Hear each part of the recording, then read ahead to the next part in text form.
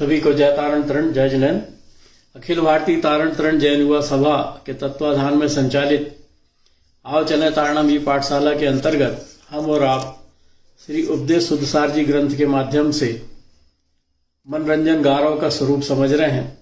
मनोरंजन गारव अर्थात अपने मन को संतुष्ट करने का हर प्रयास करना और फिर आनंदित होना कि मेरे मन की हो गई, और उस मन को आनंदित करने के लिए या मन से प्रसन्न होने के लिए अनेक प्रकार के शुभ और अशुभ दोनों कर्म करना, और फिर मन की हो गई के नाम पे अहंकार करना कि मैंने जैसा कहा वैसा हुआ।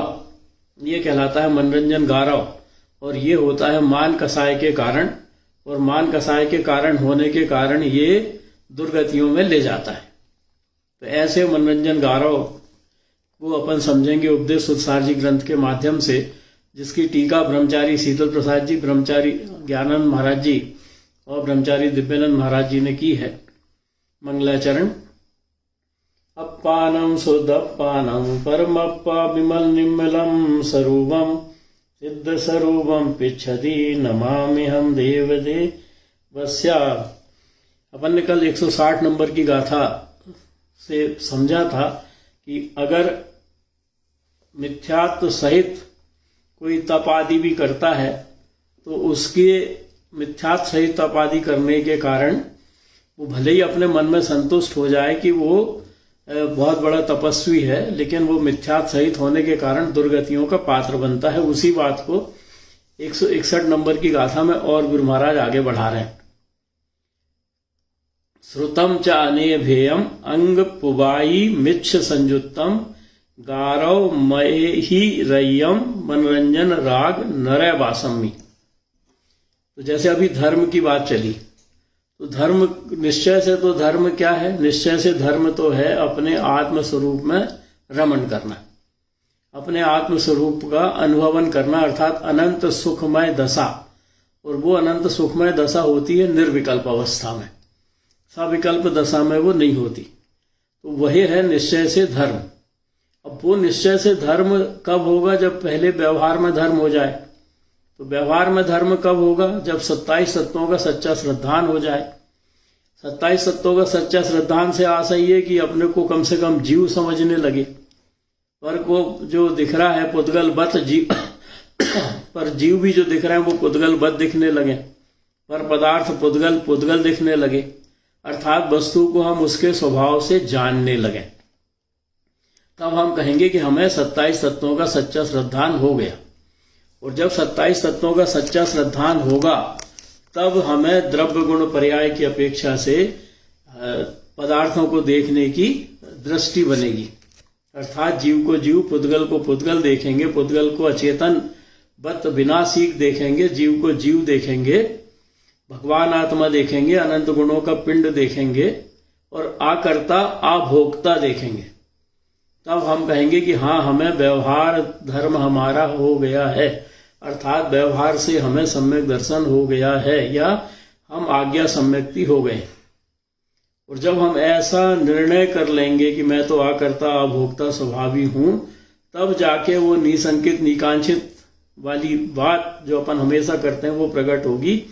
तब हमारे भय शल्य शंका मिटेंगी। जब कांक्षा नहीं रहेगी तो ऐसा हो जाए ऐसा ना हो जाए कि शल्य नहीं रहेगी। जब कोई कांक्षा नहीं रहेगी तो किसी चीज को प्राप्त करने के भाव ही नहीं रहेंगे, और जीव को जीव, पुद्गल को पुद्गल देखेंगे तो निसंकित हो जाएंगे।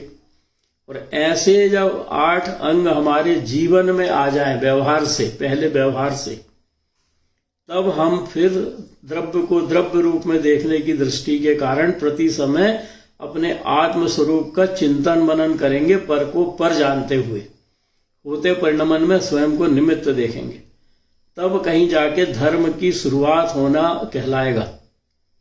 और ऐसा ये भी शुभ भाव है, पर को पर देखना और स्व को स्व देखना, ये शुभ भाव पुण्यबंध का कारण है। लेकिन इसमें आत्मा का चिंतन मनन जुड़ा है तो ये पुण्यानुबंधी पुण्यबंध का कारण है।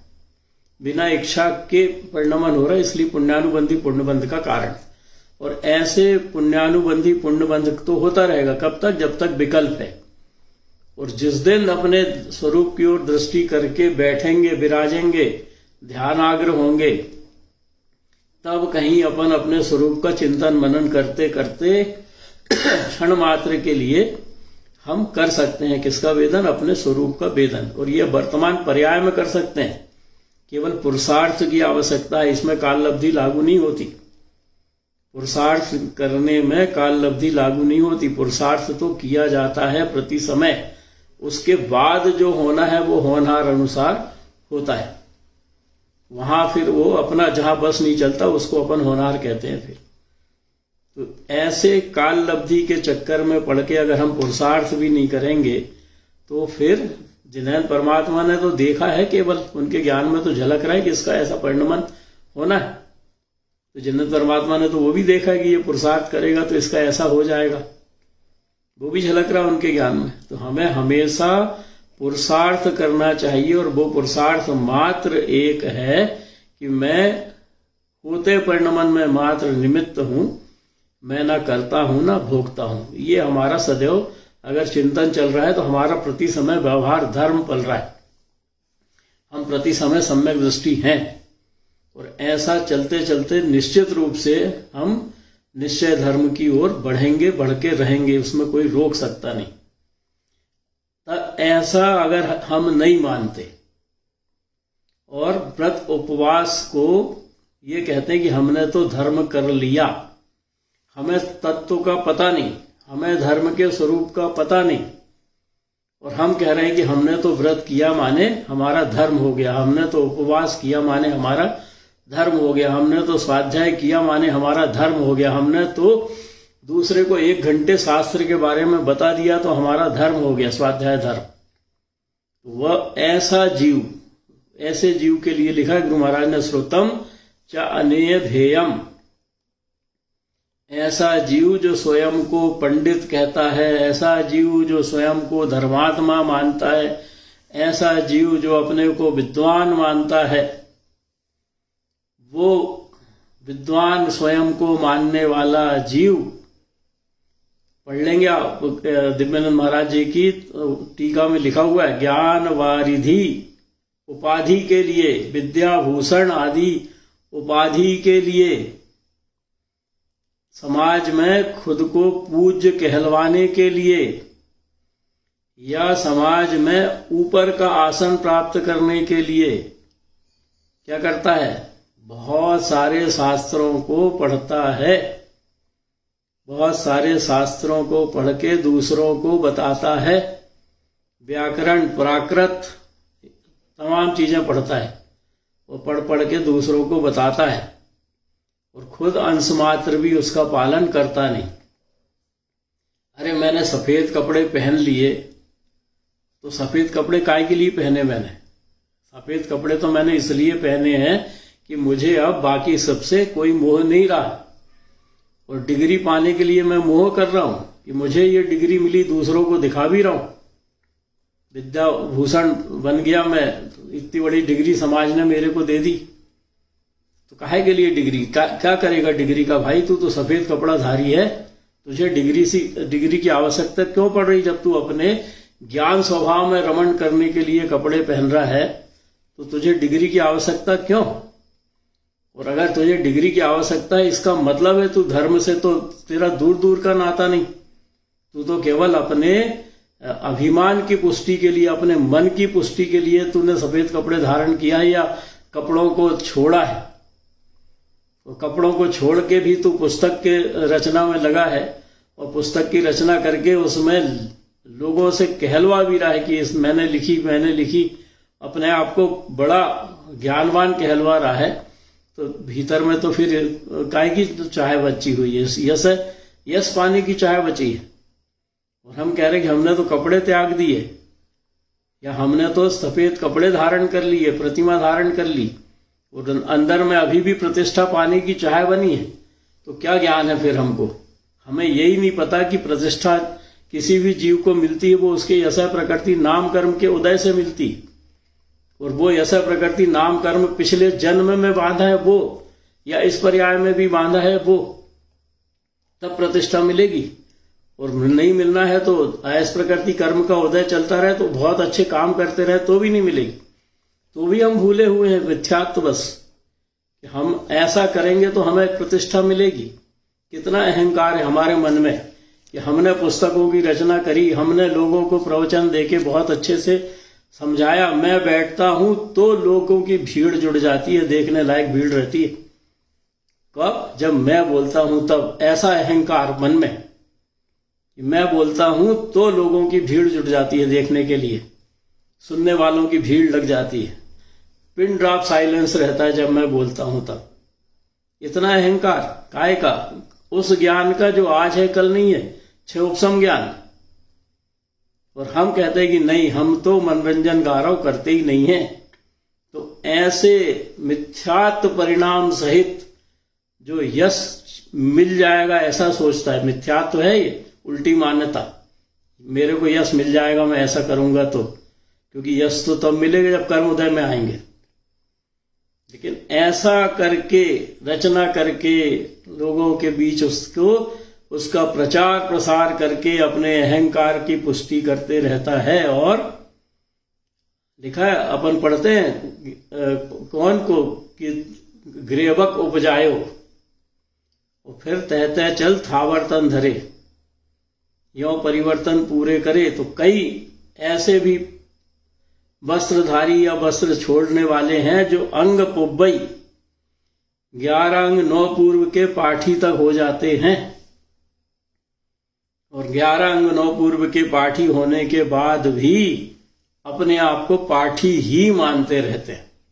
मेरे को इतना ज्ञान, इतना बड़ा मेरे ज्ञान का क्षयोपशम कि जितना गणधर परमात्मा जानते हैं उससे थोड़ा सा कम मेरे को ज्ञान है, क्योंकि गणधर परमात्मा को 12 अंग का ज्ञान रहता है। और वो कपड़ा छोड़ा जिस व्यक्ति ने, उसको हो गया 11 अंग 9 पूर्व का ज्ञान, तो थोड़ा ही सा तो बचा। तो ऐसे इतना शास्त्र का अध्ययन करने के बाद भी जो अहंकार का भाव रहता है मन में कि मैं ज्ञानी हूं, वो अहंकार का भाव, क्योंकि उसने पढ़ा है तो पढ़ते समय तो उसकी मंद कसाय थी, समझने का भाव था, तो उस मंद कसाय के कारण तो पुण्य का बंध हो गई होगा। तो पुण्य का बंध करके वो 9वें ग्रेवक तक चला जाता है। लेकिन उसके भीतर मान्यता क्या रहती है? मैं ज्ञानी। तो ऐसे मिथ्या भाव सहित वो मुनिराज हो चाहे प्रतिमाधारी हो, 9वें ग्रेवक तक चला जाता है 22 सागर की आयु लेके। 22 सागर तक कल्पवासी कल्पोपन्न देव बना रहता है। फिर वहां से अगली पर्याय पूरे समय मिथ्यात्व का पोषण करता है, वहां पर बैठ के सुख भोगता है, अपने पुण्य को छीन करता है, और फिर कहां चला जाता है? वो जिसको 11 अंग 9 पूर्व का पाठी था, स्थावर गति में आ जाता है, एक इंद्री बन जाता है। तो कितना उघाड़ रह गया उसके ज्ञान का। जितना अधिक हम अभिमान करेंगे अपने ज्ञान का, उतना अधिक हमारे ज्ञान पर आवरण डलेगा, क्योंकि अज्ञान दशा है ये, ज्ञान पर ज्ञान का अभिमान करना। हमें तो बहुत आता है, हम महाराज जी के सामने या दूसरों के सामने बिल्कुल धारा प्रवाह बोलते हैं, हम समझा सकते हैं, हम बता सकते हैं, हमको याद रहता है। ये सब ज्ञानावरणी कर्मबंध के कारण है। और हम कहते हैं कि नहीं, हमें तो सब आता है। तो ऐसे 11 अंग 9 पूर्व के पाठी होने के बाद भी मिच्छ संयुक्तम, मिथ्यात्व सहित होने के कारण अगली गति तो उनको अच्छी मिल जाती है, पर उसके बाद की गति उस मनोरंजन राग के कारण, मनोरंजन गारव के कारण नरय बासम्मी, नरक आदि का भी बंध वो कर लेता है। अब नरक का बंध कैसे होगा किसी को? भाई ज्ञानी है, 11 अंग 9 पूर्व का पाठी है, तो उसके नरक गति का बंध या नरक गति वाले परिणाम कैसे आएंगे? ज्ञान मद के कारण, मद हो गया ना उसको। जी, मद के कारण। मद जब रहता है अपने को, तो मद कौन सा ध्यान कराता है? रौद्र ध्यान। तो वो जीव तो छोड़ो, अपन अपनी बात करो। हमें जब ज्ञान का मद हो जाता है, मैं तो बहुत अच्छे से बता सकता हूं, मैं तो बहुत अच्छे से समझा सकता हूं, और ऐसा विचार कर करके अपन प्रसन्न होते रहते हैं। तो ऐसे जब हम प्रसन्न होते रहते हैं तो वो मान कसाय के परिणाम हमारे कापोतलेस्या, कम से कम कापोतलेस्या के परिणाम रहते हैं। उस मान कसाय के परिणाम में वो कापोतलेस्या के परिणाम रौद्र ध्यान कहलाते हैं, और उस रौद्र ध्यान के कारण हमारे जो मटका भरता है वो नरक का मटका भरता है, उसके उस परिणामों के कारण। कब मिलेगा नरक वो बात की बात, लेकिन नरक वाले परिणाम ही होने के कारण हमारे नरक का मटका भरना शुरू हो जाता है। तो ऐसे मन के रंजायमान करने के लिए हमें कोई ऐसा कार्य नहीं करना जिससे अशुभ कर्मों का बंध होता हो, जिससे मिथ्यात्व का पोषण होता हो। और इसलिए सावधान होना चाहिए कि ऐसे द्रव्यलिंगी मुनिराज जिनका केवल लिंग है जैन लिंग, और जो मिथ्यात्व का पोषण कर रहे हैं, अपने मान कसाय की पुष्टि के लिए अर्थ का अनर्थ कर रहे हैं, अपने मन को रंजायमान करने के लिए दूसरों को कुमार्ग पर लगा रहे हैं, तीन मूर्ताओं में फंसा रहे हैं, ऐसे द्रव्यलिंगी मुनिराज से बचना चाहिए। अगर आप पहुंच गए उनके पास, श्रद्धा पूर्वक हमने आपने नमन भी किया उनको, तो हम भी उतने ही मिथ्यात्व का बंध करेंगे जितना वो कर रहे हैं। और दर्शन मोहिनी कर्म का जब तीव्र बंध होता है तो दर्शन मोहिनी कर्म ऊपर की गति की तरफ नहीं ले जाता, वो निचली गतियों की तरफ ही ले जाता है। और बहुत अधिक बंध जाए तो दर्शन मोहिनी बहुत अधिक बंध जाए तो सबसे बड़ा नुकसान होता है ज्ञानावरणी का, कि दर्शन मोहिनी बंद होता है अज्ञान के कारण, और इसी कारण से ज्ञानावरणी कर्म भी बंधता ही बंधता है। और जितना अधिक ज्ञानावरणी कर्म बंधेगा उतना अधिक ज्ञान का क्षयोपशम घटेगा, और जितना अधिक ज्ञान का क्षयोपशम घटेगा उतना हम निचली गतियों की ओर बढ़ते जाएंगे, जहां ज्ञान कम होता है, एक इंद्रिय स्थावर आदि या निगोद या विकलत्रय, यहां पर ज्ञान का क्षयोपशम बहुत कम होता है। तो ऐसी दुर्गतियों में अपन जाएंगे।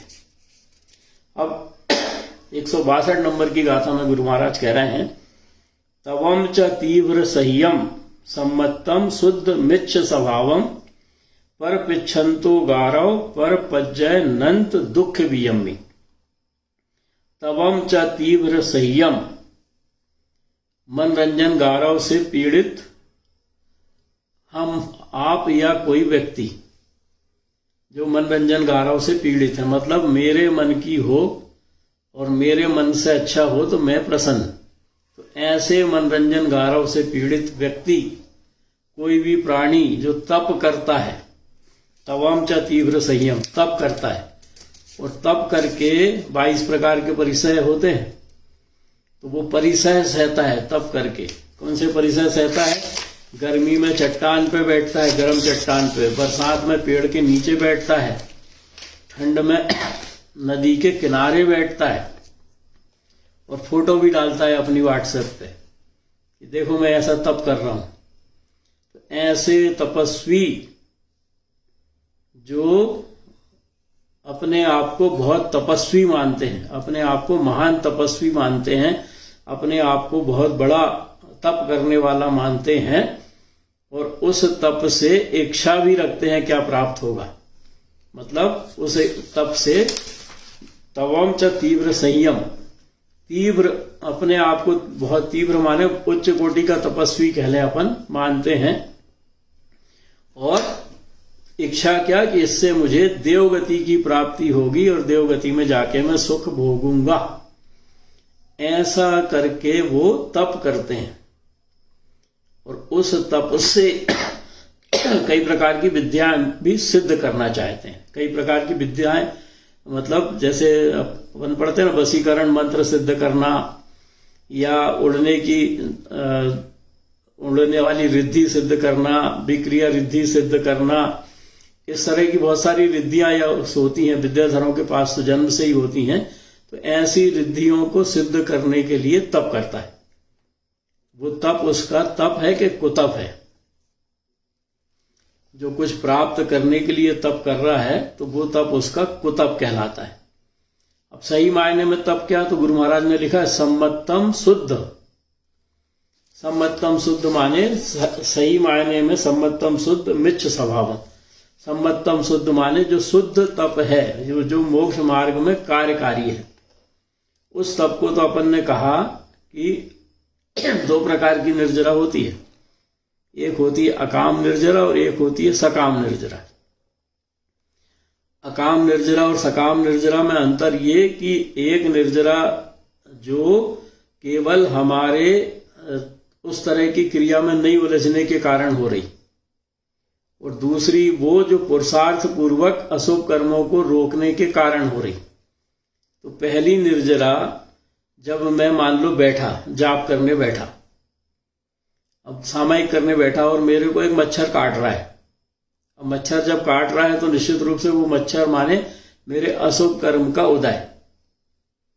और मैं बार बार मेरा ध्यान जा रहा है मच्छर काट रहा, लेकिन नहीं, मैं सोच रहा हूं मैं तो सामायिक कर रहा हूं, मेरे को मच्छर को नहीं भगाना। मतलब उस परिचय को मैं सह रहा हूं। तो क्या सोच के सह रहा हूं कि अगर मैंने जिस स्थिर मुद्रा में बैठने का नियम लिया है उस स्थिर मुद्रा को मैंने छोड़ दिया तो मेरे को अशुभ कर्मों का बंद होगा, तप में विघ्न आएगा। और मच्छर की सूरत बनी हुई है पूरे समय, मच्छर मेरे को दिख रहा, मतलब मैं नमोकार मंत्र पढ़ रहा हूं या ओम नमः सिद्धम बोल रहा हूं या कुछ और चिंतन कर रहा हूं, और बोलते बोलते भी मेरे को क्या दिख रहा है, मच्छर। तो बताओ मेरा ध्यान वास्तव में किधर कहलाएगा, मच्छर पे कहलाएगा कि स्वरूप पे कहलाएगा? बोले कोई, किधर कहलाएगा ध्यान मेरा? पूरे समय मच्छर दिख रहा है मेरे को काटता हुआ, तो मेरा ध्यान अपने स्वरूप पर कहलाएगा या मच्छर पे कहलाएगा? बोलो भाई कोई, सब तो करते हैं सामायिक। मच्छर में कहलाएगा। तो फिर मेरा उस समय सामायिक हो रहा है? नहीं। ऐसे ही कोई साधु नदी के किनारे बैठे और उसको तीव्र ठंड लग रही हो, और तीव्र ठंड लगने के बाद भी उसको ये लगता है कि मैं अगर उठ गया तो जो लोग मेरे को देख रहे थे कि मैं तो ठंड में नदी के किनारे तपस्या करता हूं, तो वो लोग क्या कहेंगे, फिर मेरी बड़ाई कैसे होगी, मेरा यश कैसे बढ़ेगा? तो वो भी ठंड को सहता है, उसको अपने आत्म स्वभाव से दूर दूर तक का वास्ता नहीं रहता, वो तो अपने शरीर को समेटने में लगा रहता है उस ठंड के कारण। या गर्मी में तपती चट्टान पे बैठ जाए तो वो चट्टान दिखते रहती है, उसको आत्म स्वभाव नहीं दिखता। ऐसे तपने वाला का तप सम्मत शुद्ध अर्थात मोक्ष मार्ग में जाने वाला तप नहीं है। मोक्ष मार्ग में जाने वाला तप तो तब है जब शरीर दिखना बंद हो जाए। जब शरीर दिखना बंद हो जाए, मच्छर की तो बात दूर, शरीर से भिन्न अपना स्वरूप जब दिखने लगे, तब वो मोक्ष मार्ग में जाने वाला तप कहलाएगा। और वो उसके होगा जिसने व्यवहार मोक्ष मार्ग को छोड़ दिया, निश्चय मोक्ष मार्ग पर जो बढ़ने लगा है, जिसे स्वरूप की भिन्नता भाषित होने लगी है, जिसको शरीर दिखना बंद हो गया है, उसके सम्मत शुद्ध कहलाएगा। और ऐसा होता है केवल 6वें 7वें गुण स्थानवर्ती मुनिराज को, जो एकाग्रता पूर्वक शुक्ल ध्यान में लीन होते हैं। तो शुक्ल ध्यान में धर्म ध्यान भी नहीं रहता, जहां वहां उनको अपने स्वरूप में रमणता होती है, वो वास्तव में तप है। और हम और आप जो करते हैं, सामायिक करने भी बैठे तो स्वरूप का चिंतन मनन कर रहे हैं, तो वो धर्म ध्यान है। और धर्म ध्यान में विकल्प है, तो वो विकल्प सहित हमारा तप है। लेकिन अगर हमारा उस समय धर्म ध्यान में स्वरूप का चिंतन मनन करते हुए स्वरूप से भिन्न हमारा शरीर भाषित हमको हो रहा है चिंतन मनन में भी, तो हमको मच्छर नहीं दिखेगा। और अगर हमको काटता हुआ मच्छर दिख रहा है तो हम अभी वहां पर बैठ के भी भेद ज्ञान भी नहीं कर रहे, स्वरूप के चिंतन मनन की तो बात दूर। तो ऐसे मिच्छ स्वभावम, ऐसे स्वयं को तप तपने वाला हम मानते हैं। मच्छर दिख रहा है और हम कह रहे हैं कि हमने 1 घंटे सामायिक करी। अगर कहीं पर बल्ब किसी ने जला के छोड़ दिया तो चिल्ला रहे हैं बल्ब बंद कर दे, और बैठे हैं सामायिक पे। घर का दरवाजा जोर से बज गया तो बच्चे को आवाज दे रहे हैं दरवाजे लगा दे, हम तो सामायिक पे बैठे हैं। तो ऐसी सामायिक नहीं है, सामायिक का दिखावा है। और ऐसे अगर हम भी कर रहे हैं तो हम भी मिच्छ स्वभावम, मिथ्यात्व सहित उसको व्रत तप कहा है। और ऐसे मिथ्यात्व सहित व्रत तप करने का दिखावा हम करते हैं। तो अब चूंकि बैठे हैं चिंतन मनन करने, तो मंद कसाय के परिणाम तो रहेंगे। तो कर्मों की निर्जरा तो होगी। कौन से कर्मों की? उस समय आने वाले अशुभ कर्मों की। परिसय भी सह रहे हैं तो उस समय आने वाले अशुभ कर्मों की निर्जरा तो हो रही है, शुभ भाव अगर हैं तो। लेकिन उस शुभ भाव के कारण जो पुण्य बंध बनेगा, वो अगर देवगति भी दिला दे तो वो देवगति भवनात्रिक के अलावा ऊपर की नहीं मिलेगी। या मतलब मिथ्या दृष्टि देव के ऊपर नहीं बढ़ेंगे, मिथ्या दृष्टि देव ही बनेंगे। और जब मिथ्या दृष्टि देव बनेंगे हम और आप, तो काय में उलझे रहेंगे, राग रंग में, भोग विलास में, और अपना समय व्यतीत करके फिर वहां से तहते चय थावर्तन धरे, यो परिवर्तन पूरे करे। तो ऐसे पर पिछंतो गारव, अगर हमारे भीतर भी पर पदार्थ पर को दिखाने के लिए तप करने का भाव है, अगर हमारे भीतर भी पर को दिखाने के लिए उपवास करने का भाव है, अगर हमारे भीतर भी घर में ही अपनी प्रतिष्ठा बढ़ाने के लिए उपवास करने का भाव है, परिवार में अपनी प्रतिष्ठा बढ़ाने के लिए व्रत उपवास करने का भाव है, और उससे हम सोच रहे हैं कि हमें लोग अच्छा कहेंगे, समाज के लोग अच्छा कहेंगे, कितना व्रती है, कितना स्वाध्याय करता है, कितना मंदिर की सेवा भावी है, और अंदर में भरी है अगर हमारे मायाचारी, हम अच्छे कहलाएं, धर्मात्मा कहलाएं, ऐसा अहंकार हमारे भीतर है, तो ऐसे मनोरंजनकारों के कारण, दूसरों को दिखाने के भाव करके उनसे प्रशंसा पर प्राप्त करने के कारण,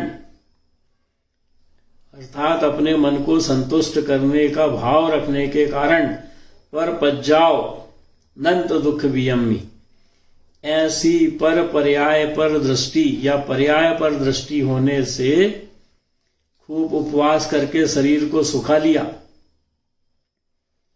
तो ऐसे पर्याय पर दृष्टि करके हम कहीं अच्छी गति में जाने वाले नहीं है। गुरु महाराज कह रहे हैं नंत दुख वियम्मी, हम ऐसे अनंत कर्मों का बंध करेंगे जो हमें दुख देने का कारण बनेंगे बाद में। और अगर अपनी समाज को छोड़ने पर समाज की बात करें तो पर समाज में तो उपवास व्रत ऐसा ही होता है। उन उपवास व्रत में भी वो आलू की पुड़ी, आलू की सब्जी, आलू का ये, आलू का वो, साबूदाने की खिचड़ी और साबूदाने का ये, ऐसे अभक्ष पदार्थों का सेवन करते हैं। ना जाने कितने अनंत जीवों का घात करते हैं, और अनंत जीवों का घात करके रौद्र ध्यान सहित कर्मों का बंध करते हैं। और कहाँ जाएंगे फिर? नरक भी जाएंगे अगर रौद्र ध्यान सहित तीव्र कर्मों का बंध करेंगे तो। और अगर हम भी व्रत उपवास करते हैं और साबूदाने की खीर और साबूदाने की खिचड़ी खाते हैं या शकरकंदी खाते हैं, क्योंकि समाज में ऐसा देखा जाता है, तो हम भी ना जाने कितने जीवों की हिंसा करके रौद्र ध्यान पूर्वक कर्मों का बंध करेंगे। और रौद्र ध्यान पूर्वक कर्मों का बंध करेंगे तो अगली पर्याय भले ही हमारी अच्छी हो, लेकिन उसके बाद की पर्याय निश्चित रूप से नरक ही होगी। तो क्या सावधान होना। बहुत बढ़िया बात निकली थी आज। बहन जी ने भी बढ़िया बोला और महाराज जी ने भी, नवनीता बहन जी ने, काल लब्धि की बात और क्रमबद्ध पर्याय की बात। क्रमबद्ध पर्याय महाराज जी ने स्पष्ट कर दिया कि जो दिख रहा है वीडियो में वो तो हो चुका, वो अब वो तो दिख रहा है केवल। उस समय वो वैसा जो हुआ था वो क्रमबद्ध पर्याय थी। ऐसा ही अपन जितने कर्म बांधते हैं उन कर्मों का बंध 4 प्रकार से होता है, प्रकृति बंध, प्रदेश बंध, स्थिति बंध और अनुभाग बंध। तो प्रकृति और प्रदेश तो बनते हैं हमारे योग के निमित्त से, कि किस प्रकृति का कर्म बंधेगा और कितने प्रदेश उसको घेरने के लिए चाहिए आत्मा के। तो वो हो गया प्रकृति माने ज्ञानावर्णी, दर्शनावर्णी, मोहनी, अंतराय, आयु छोड़ के नाम, गोत्र, वेदनी, ये 7 कर्म प्रति समय बनते हैं। तो ये 7 कर्म की प्रकृति निर्धारित हो जाती है, कौन सा कर्म कितने क्षेत्र में आके बैठा, कम बंधा के ज्यादा बंधा, कम बंधा तो कम प्रदेश, ज्यादा बंधा तो ज्यादा प्रदेश, ये निश्चित हो जाता है योग से। और वो कर्म जो हमने बांधा है उसकी कसाय की तीव्रता मंदता के आधार पर फिर स्थिति और अनुभाग निश्चित होता है। अगर कापोत लेस्या और उसके ऊपर की लेस्या है तो अशुभ कर्म ही बंधेगा, पाप कर्म ही बंधेगा। और अगर पीत लेस्या है और पद्म की तरफ अगर बढ़ रहे हैं तो वो पुण्य कर्म बंधेगा। तो ऐसे जब हम कर्म बांधते हैं तो हमारी कसाय की तीव्रता मंदता के आधार पर उसकी स्थिति निश्चित हो जाती है। क्या स्थिति निश्चित हो जाती है कि कितने समय के लिए वो बंधा, और तीव्रता मंदता के आधार पर उसका फल देने की शक्ति भी निश्चित हो जाती है कि उसका क्या फल मिलेगा, उसी समय निश्चित हो जाता है। और इसको कहते हैं अपन स्थिति बंध और अनुभाग बंध।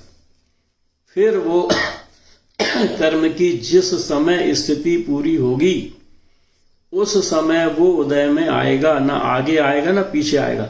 उत्कर्षण, अपकर्षण, संक्रमण, ये ऊपर के गुण स्थान की बात है, नीचे के गुण स्थान की नहीं है।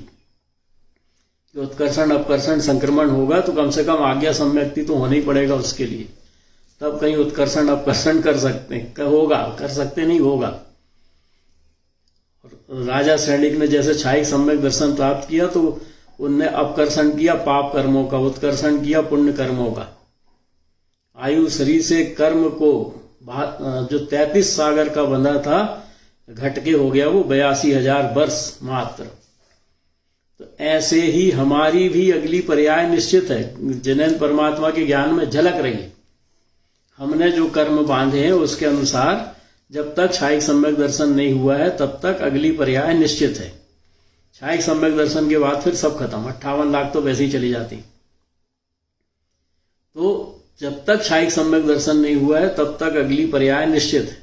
अब जो आज बात चली उसको अपन 2 मिनट में समझते हैं कि पुरुषार्थ क्या होता है। पुरुषार्थ ये है कि मुझे अगर मान लो अगली पर्याय में मनुष्य गति में ही जाना है, और मनुष्य गति में जाना है तो मेरे पास 2 ऑप्शन है।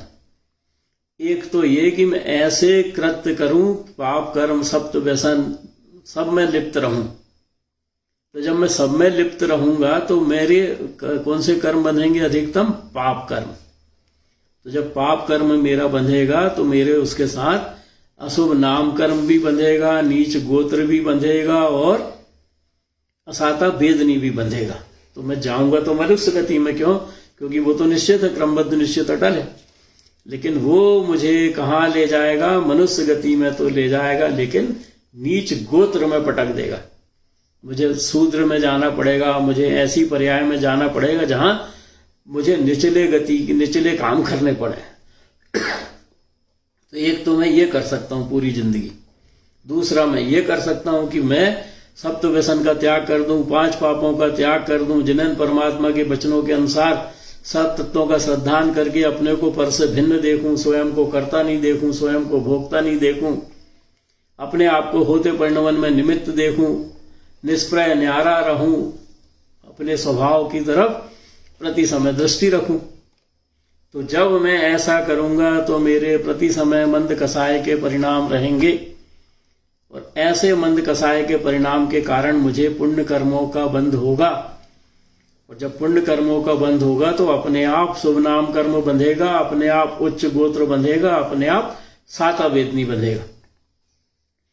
तो जब ऐसे छोड़ के शरीर को अगली मनुष्य पर्याय में मैं जाऊंगा तो इन कर्मों के कारण मुझे निश्चित रूप से उच्च गोत्र मिलेगा, साता वेदनी कर्म के उदय से निरोग शरीर मिलेगा, शुभ नाम कर्म के उदय से सुंदर शरीर मिलेगा, समचतुरस्र संस्थान नहीं तो उससे नीचे का संस्थान मिल जाएगा।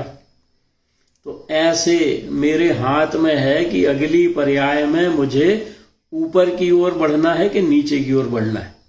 जैसे तिर्यंच गति में मेरे को जाना है, अगर अगली पर्याय में निश्चय से मान लो कि मेरी तिर्यंच गति है, तो तिर्यंच गति में जाने के लिए भी वही दो तरह के मेरे पास हैं ऑप्शन, या तो पाप में रत रहूं या पुण्य में रत रहूं। अब बांध तो ली है तिर्यंच गति, लेकिन असाता वेदनी कर्म अगर बांध रहा हूं तो उस असाता वेदनी कर्म के कारण मुझे जिस भी पर्याय में मैं जाऊंगा, चाहे मैं 2 इंद्री 3 इंद्री 4 इंद्री बनूं, चाहे 5 इंद्री बनूं तिर्यंच, तो उन पर्यायों में मुझे दुख ही झेलना पड़ेगा। इतना पाप कर्म मैंने अगर किया तो मुझे भोजन नहीं मिलेगा समय पे, और इधर उधर ना जाने कितने प्रकार के शारीरिक दुख सहने पड़ेंगे।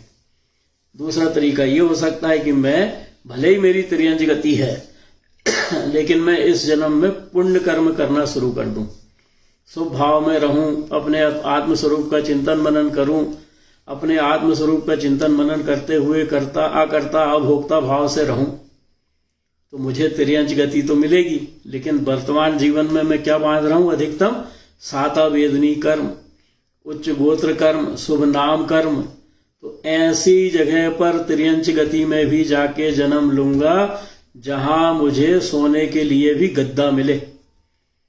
जैसे बच्चे की, छोटे बच्चे की देखभाल करते हैं कि बच्चा गीले में ना सोए, छोटे बच्चे की देखभाल करते हैं कि ये आटी आटी किया हो तो तुरंत साफ कर दें, उसकी देखभाल होती है छोटे बच्चे की। काहे के कारण? उसके पुण्य के उदय के कारण। और जिसका पाप का उदय होता है तो वो पड़ा रहता है कोने में, खाने को भी नहीं मिलता समय पे। तो ऐसे छोटे बच्चे की जैसे देखभाल होती, वैसे तिर्यंच गति के जीवों की देखभाल होती। एसी तक लगाया जाता है तिर्यंच गति के जीवों को व्यवस्थित रखने के लिए, एसी तक, कि उनको गर्मी ना लगे। तो है ना साता वेदनी कर्म का उदय कि उस पर्याय में जाके भी सेवा हो रही है, दूसरे सेवा कर रहा है। ऐसे ही मान लो मेरी अगली गति नरक गति है, तो नरक गति में मैंने बांधा होगा कोई गति, दूसरे नरक, तीसरे नरक या चौथे नरक का शुरुआत का पाथड़ा, क्योंकि उसके ऊपर तो जा नहीं सकते पंचम काल में। तो बांधा मैंने नरक गति। अब नरक गति में जाने के और मुझे आयु बढ़ानी है मान लो नरक गति की, तो मैं क्या करूं? जितने पाप अभी तक कर रहा था और ज्यादा करूं, पूरे सप्त व्यसन में लिप्त रहूं, हिंसा नंदी रौद्र ध्यान करूं, तमाम तरह के उल्टा सीधा काम करूं, झूठ बोलूं, चोरी करूं, सब 5 पापों में लिप्त रहूं। तो मेरे लगातार ऐसे करने से सारे पाप कर्मों का बंद होगा और तीव्र रौद्र ध्यान करके अशुभ कर्मों का बंद करूंगा। तो मान लो मेरी नरक गति में आयु बंधी थी 10,000 साल, या पहले नरक की आयु बंधी थी, तो वो बढ़ के हो जाएगी दूसरे और तीसरे नरक की। क्यों? क्योंकि मैंने पाप किया लगातार। और अगर मैं उसके विपरीत करता हूं माने अपने भावों की संभाल करता हूं, चिंतन मनन करता हूं, अपने आप को पर से भिन्न देखता हूं, अकर्ता अभोक्ता स्वभाव मेरा हो गया है, तो भले ही नरक गति बंधी हो लेकिन मेरी आयु घट जाएगी वहां की। जैसे राजा श्रेणिक के साथ हुआ, वैसे मेरे भी दूसरे नरक में जा रहा था तो हो सकता है मैं पहले नरक में जाऊं। एक सागर के लिए आयु लेके जा रहा था तो हो सकता है 50,000, 10, 1 लाख, 2 लाख वर्ष के लिए जाऊं। तो यही कहलाता है संक्रमण, और संक्रमण उसका उसी में होता है। तो ऐसे उच्च और नीच करने जाने का पुरुषार्थ हमारे पास इस वर्तमान पर्याय में है। इस वर्तमान पर्याय में यही एकमात्र पुरुषार्थ है जो हम कर सकते हैं। बाकी सबके लिए अपन कह सकते हैं जो जो देखी बीतराग न सो सो होती बीरा रे, लेकिन बीतराग भगवान ने केवल उनके ज्ञान में झलक रहा है, वो करा रहे हैं ऐसा नहीं है जैसा अन्य संप्रदाय में मानते हैं कि ब्रह्मा जैसा चाहे वैसा होगा, वैसा नहीं है। हो तो रहा है अपने कर्मों के उदय अनुसार, और एक एक समय का कर्म जो उदय में आ रहा है उस अनुसार ही परिणमन हो रहा है। और उस होते परिणमन में जो अपने भावों की संभाल कर लेगा वो पुरुषार्थी, और जो होते परिणमन में बह जाएगा उस कर्म के साथ वो कुपुरुषार्थी। और ऐसे बहने वाला हमेशा बांधेगा अशुभ कर्म, और जो पुरुषार्थ करेगा वो हमेशा बांधेगा शुभ कर्म। और यही एकमात्र कार्य है जो हमें शुभ कर्म बांधने का पुरुषार्थ पूर्वक करना चाहिए इस श्रावक दशा में। और ये भी अगर हमसे नहीं हो रहा है तो निश्चित रूप से हम से बड़ा दुर्भाग्यशाली दूसरा नहीं है जो जिनवाणी का समागम मिलने के बाद भी इस जिनवाणी को जीवन में नहीं उतार रहा। तो इस तरह से किसी को कुछ कहना हो तो अपनी बात कहें। ऐसा जीवन पालन करने में क्या दिक्कत है, बताएं कोई।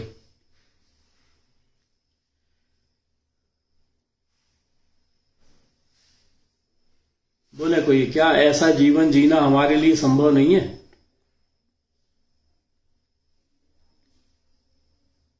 मामा जी, जय तारण। जय तारण। तो फिर क्या करना चाहिए अपने को? पुरुषार्थ करेंगे उसका, पुरुषार्थ करना चाहिए। जैसा मतलब देखा है वो तो होना है, लेकिन उसकी अवधि अपने पुरुषार्थ के द्वारा कम हो सकती है। हाँ, बस यही तो मानना है, और यही मानना ही सम्मत शुद्धम है। ऐसा नहीं मानेंगे तो सम्मत शुद्धम नहीं है। बोलो पंडित जी। आप भैया सबसे पहले तो अपने को होना चाहिए कि हमें सुख भोगना है कि दुख भोगना है। जी। जब हमें सुख, और सुख कहाँ है, तब हम ये सब उपाय करेंगे। जी। नहीं तो अपन करते हुए भी सब निरर्थक ही कर रहे हैं। सच्चा मार्ग कौन सा है, कौन सा नहीं है, ये सब पूरे भेद ज्ञान जब हमें पता हो तो हम वैसा उपाय तो वहां जाएंगे। हमें मालूम है कि हमारा स्वास्थ्य गड़बड़ है, लेकिन सही डॉक्टर कौन सा है, सही दवाएं कौन सी है, वो ना लें। तो पथ्य अपथ्य का ज्ञान ना हो तो ये सब अपन सुन तो लेते हैं, सब कुछ समझ लेते हैं, लेकिन निर्णय खुद को खुद का करना है। जी, वही तो कार्यकारी है। जब तक खुद का निर्णय खुद नहीं करेंगे तो दूसरे के बताने से थोड़ी ज्ञान होता है। ज्ञान तो खुद के पास है, उसका उपयोग करना। आप बता रहे हो, मैं सुन रहा हूँ जी। जान भी लिया, समझ भी लिया, लेकिन उपाय भी करना पड़ेगा वैसा। बस जैन धर्म यही तो कहता है कि जब तक आचरण में नहीं आए तब तक तुम अपना जो कुछ भी कर रहे हो वो मनोरंजन गारव है। बस गाड़ी पूछ रहे हो कहाँ जाएगी, कहाँ जाएगी, निर्णय किया नहीं कहाँ जाना है। जी बराबर। तो ऐसे मनोरंजन गारव से, जैसे ऊपर कहा, दुख बीजम, अनंत दुखों का बीजारोपण करते हैं। तो कैसे दुखों का बीजारोपण हो रहा है वो अपन चर्चा करते हैं 163 नंबर की गाथा से। मन ओवन सहावम मन सहाव च सहनि उपसर्गम अन्यानम पिच्छन्तो तब खंडम नरय दुख बीयमी। मन ओवन सहावम अर्थात मन में जब हमारे विचार आते हैं, दोनों प्रकार के विचार आते हैं, ज्ञान जन्य भी और अज्ञान जन्य भी। ज्ञान जन्य विचार मतलब ज्ञान धारा की बात मानते हैं, तो ज्ञान धारा की बात मानते हैं तो भेद ज्ञान तत्व निर्णय करते हैं। और जब कर्म धारा की बात मानते हैं तो फिर भेद ज्ञान तत्व निर्णय दूर हो जाता है, मन की सुनते हैं। और मन की सुनते हैं तो फिर मन तो अज्ञान जन्य विचारों वाला अगर है तो फिर हम लग जाते हैं, जो ऊपर बात कही थी कि हमको तपस्या करके प्रतिष्ठा प्राप्त करनी है, हमको उपवास करके प्रतिष्ठा प्राप्त करनी है, हमको अपना ज्ञान लोगों को देके प्रतिष्ठा प्राप्त करनी है। ऐसे अपने मन के विचारों में उलझकर क्या करते हैं, मन सा सहाव च सहनी उपसर्गम, ऐसी अज्ञान जन्य परिणति को पूरा करने के लिए माने प्राप्ति, उस चीज की प्राप्ति करने के लिए। जैसे तप कर रहे हैं और तप से प्रतिष्ठा प्राप्त करना है तो बैठ के उपसर्ग सह रहे, उपसर्ग सह रहे, नदी के किनारे बैठ गए, या एक दिन की जगह 3 दिन का उपवास कर लिया, या बारिश में वृक्ष के नीचे बैठ गए, ऐसे करते हैं, या अपने ज्ञान का प्रचार प्रसार करके उसके माध्यम से प्रतिष्ठा पाना चाहते हैं, तो ये सब अज्ञान जन्य कर्म करके हमें ये लगता है कि हमारा काम सिद्ध हो जाएगा। और किसी को अगर लगता हो कि देवगति में जाना है तो उसका यही लक्ष्य बन जाता है कि मैं ऐसा करूंगा तो मेरे पुण्य का बंध होगा और इससे देवगति मिलेगी।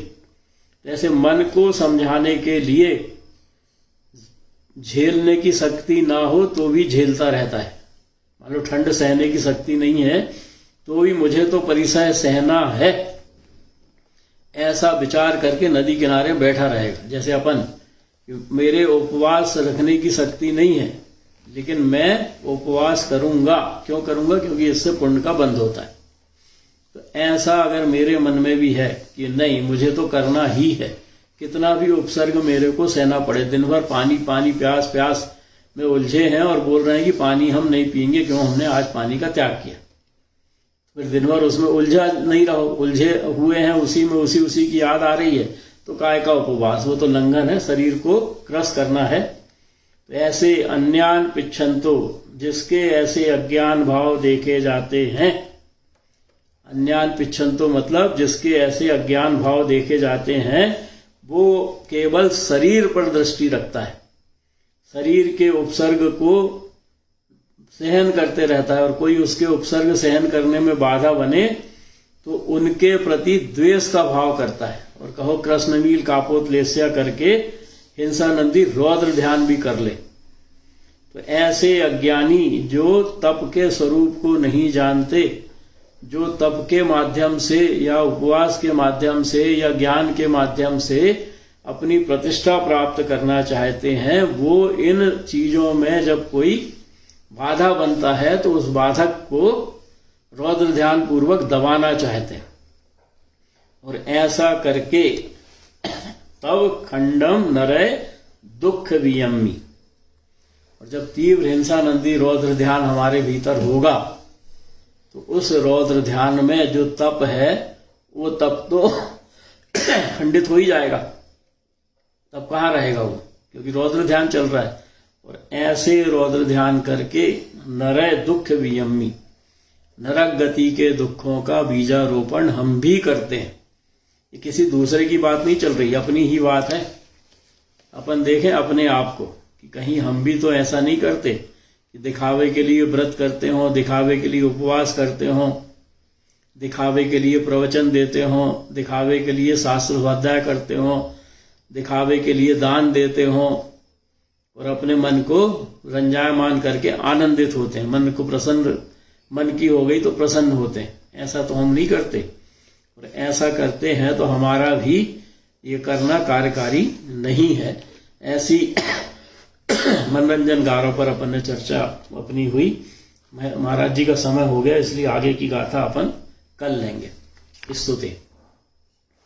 निज निधि निज में बताई, यह अनंत उपकार है, इसके लिए जिन वाणी माँ को वंदना सतवार है, वंदना सतवार है।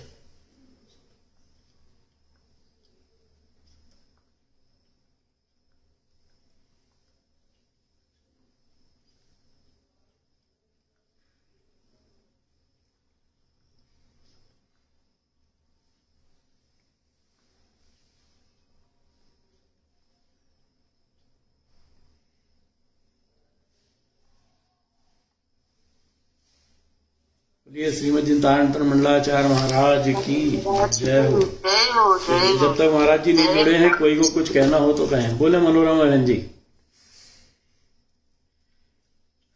मनोरमा बहन जी बताए, मनोरंजन गारव से आज की अपन ने जो चर्चा करी तो क्या कहना है आपका?